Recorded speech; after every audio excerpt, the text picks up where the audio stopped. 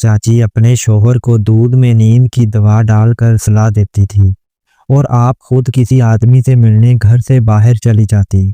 जब मैंने रात जाना तो मेरे होश उड़ गए। वो तो इसका रात का वक़्त था। लाहौर का बस अड्डा धुएं और शोर से भरा हुआ था। असद ने अपना बैग कंधे पर रखा और बस में सवार हो गया। 17 साला लड़का, लंबा, गंदमी रंगत, आंखों में शरारत और दिल में एक अजीब सी बेचैनी। वो मुल्तान जा रहा था, अपनी खाला के घर। माँ ने कहा था कुछ दिन खाला के पास रह आ, वहाँ बड़ा खानदान है, अच्छा लगेगा। असद को शहरों की हलचल पसंद थी, लेकिन गांव की खामोशी भी कुछ कम न थी। खाला का घर मुल्तान के एक पुराने मोहल्ले में था, जहां ईंटों के बड़े बड़े घर, तंग गलियां और खुले सहन थे। खाला के देवर की शादी हाल ही में हुई थी। दूल्हा तो ठीक था, लेकिन दुल्हन सना। असद ने पहली नज़र में ही सोचा था, ये तो कोई फिल्म स्टार लगती है। सना की उम्र भी असद जितनी ही थी, शायद 16 या 17। सफ़ेद रंगत, बड़ी बड़ी आंखें, लंबे बाल जो वो अक्सर खुला छोड़ती। रिश्ते में वो असद की चाची लगती थी, इसलिए वो इसे चाची कहता। लेकिन दिल में एक अजीब सी कशिश थी, ना कि वो गलत सोचता था, बस खूबसूरती तो खूबसूरती होती है।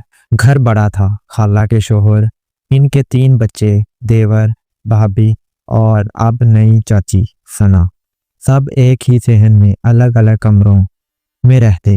रात को खाना सब मिलकर खाते। दिन में औरतें बावर्ची खाने में, मर्द बाहर काम पर। असद को ये सब बहुत नया लगा। लाहौर में वो अकेला था, माँ बाप के साथ फ्लैट में, जहाँ तो हर तरफ रिश्तेदार। पहली रात असद को नींद ना आई। वो अपने कमरे में लेटा सोच रहा था कि सना चाची की मुस्कुराहट कितनी प्यारी है।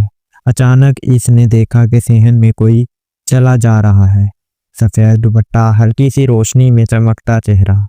वो खामोशी से बावर्ची खाने में गई, दूध का गिलास लिया और अपने शौहर के कमरे की तरफ चली गई। असद हैरान था, रात को दूध? इसने सोचा शायद शौहर को पिलाती है, लेकिन अगली रात भी यही हुआ और फिर अगली। हर रात 10 बजे के करीब सना अपने शौहर को दूध पिलाती और वो फौरन सो जाता। फिर सना बाहर निकल जाती, घर के पीछे वाली गली में, जहाँ कोई ना देख सकता था। असद को शक हुआ, ये क्या कर रही है? वो 17 साल का था, लेकिन अकल से बड़ा। लाहौर में इसने दोस्तों से बहुत कुछ सुना था, शादीशुदा औरतें रात को बाहर छुप कर मिलती हैं। इसका दिमाग फौरन गलत सिमत में चला गया। लेकिन सना, वो तो इतनी मासूम लगती थी।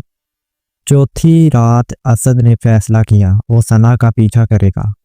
रात 10 बजे घर में सब सो रहे थे, खाला के बच्चे, देवर, भाभी। सिर्फ असद जाग रहा था।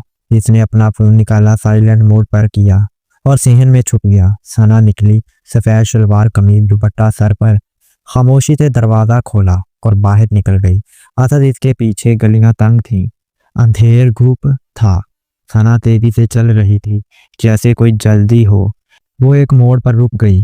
वहाँ एक पुराना पीपल का दरख्त था, इसके नीचे 2 मिनट बाद एक आदमी आया, लंबा, काले कपड़ों में, चेहरा ढका हुआ। सना इससे गले मिली, बात करने लगी, हंसी, सरगोशियां। असद का दिल धड़का। ये क्या है? इसने फोन निकाला, जूम किया और वीडियो बनाना शुरू कर दी।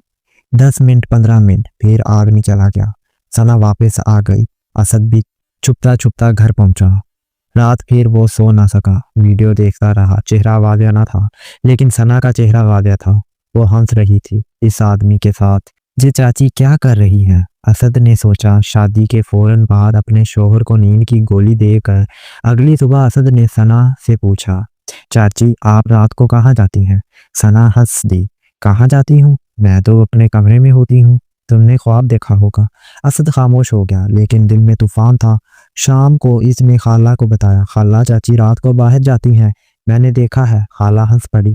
तुम बच्चे हो, ख्वाब देखते हो। सना इतनी शरीफ लड़की है, लेकिन असद ने हार न मानी। अगली रात इसने खाला को जगाया, आए देखें। दोनों सहन में छुपे। सना निकली, बाहर गई। खाला के चेहरे पर हैरत, ये क्या कर रही है? अगले दिन खाला ने सबको इकट्ठा किया, देवर, भाभी, शौहर, सब। सना को बुलाया गया। खाला ने कहा, सना तुम रात को कहाँ जाती हो? सना घबरा गई। कहाँ जाती हूँ? मैं तो اسد نے فون نکالا، یہ دیکھیں ویڈیو چلی۔ سب خاموش۔ ثنا کا شوہر اٹھا غصے سے، یہ کیا ہے؟ تم مجھے نیند کی گولی دے کر باہر اس سے ملتی ہو؟ ثنا رو پڑی، نہیں یہ میرا بھائی ہے۔ سب حیران۔ بھائی؟ خالہ نے پوچھا۔ ہاں، ثنا نے سر جھکا لیا، میرا سگا بھائی۔ ابو نے اسے گھر سے نکال دیا تھا، منع کیا تھا کسی سے ملنے کو۔ اگر آپ لوگوں کو پتہ چلتا تو ابو کو پتہ چل جاتا، اس پر اور پابندیاں لگ جاتی۔ گھر میں سناٹا تھا۔ ثنا کے شوہر عرفان ابھی بھی غصے میں تھے، ان کی آنکھیں سرخ، ہاتھ کانپ رہے تھے۔ تم نے مجھے دھوکہ دیا، نیند کی گولی دودھ میں۔ ثنا رو رہی تھی۔ نہیں عرفان، میں نے تمہیں کبھی دھوکہ نہیں دیا، یہ میرا بھائی ہے، سچ۔ خالہ نے آگے بڑھ کر ثنا کا ہاتھ پکڑا۔ بیٹی، اگر بھائی ہے تو چھپ کر ملنے کی کیا ضرورت؟ ہم سب یہاں ہیں رشتہ دار، ہم کیوں منع کرتے؟ ثنا نے آنسو پونچھے۔ خالہ آپ نہیں جانتے، میرا باپ، میرا ابو بہت سخت ہیں۔ انہوں نے بھائی کو گھر سے نکال دیا تھا 5 سال پہلے۔ سب حیران۔ عرفان نے پوچھا، کیوں؟ کیا ہوا تھا؟ ثنا نے گہری سانس لی۔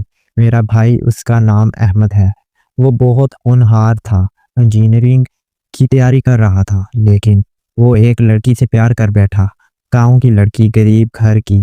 ابو کو پتہ چلا تو انہوں نے احمد کو مارا، گھر سے نکال دیا، کہا جب تک وہ لڑکی چھوڑے گا نہیں واپس نہ آئے۔ خالہ نے سر ہلایا۔ لیکن تم تو شادی کے بعد یہاں آئی ہو، تمہیں کیسے پتہ چلا کہ احمد کہاں ہے؟ ثنا نے بتایا، شادی سے پہلے ہی احمد مجھ سے رابطے میں تھا، وہ ملتان میں رہتا ہے، ایک چھوٹی سی نوکری کرتا ہے۔ جب میری شادی ہوئی تو اس نے مجھے فون کیا، کہا ثنا میں تم سے ملنا چاہتا ہوں، بس ایک بار۔ میں نے منع کیا، لیکن وہ رو پڑا، کہنے لگا میں ماں کو دیکھنا چاہتا ہوں گھر کو، لیکن ابو اجازت نہیں دیتے۔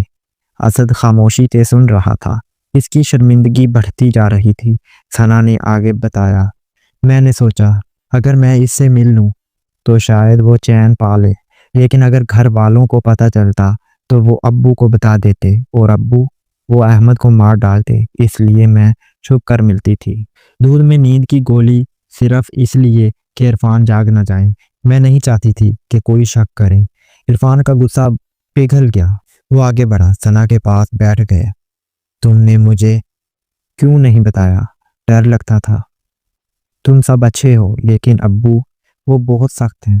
خالہ نے کہا، بیٹی اب ہم ہیں، ہم احمد کو بلا لاتے ہیں، کھل کر ملاقات کرو۔ ثنا ہچکچائی، نہیں خالہ، اگر ابو کو پتہ چلا تو۔ اسد نے پہلی بار بات کی، چاچی معاف کیجیے گا، میں نے غلط فہمی کی، میں نے سوچا تھا آپ۔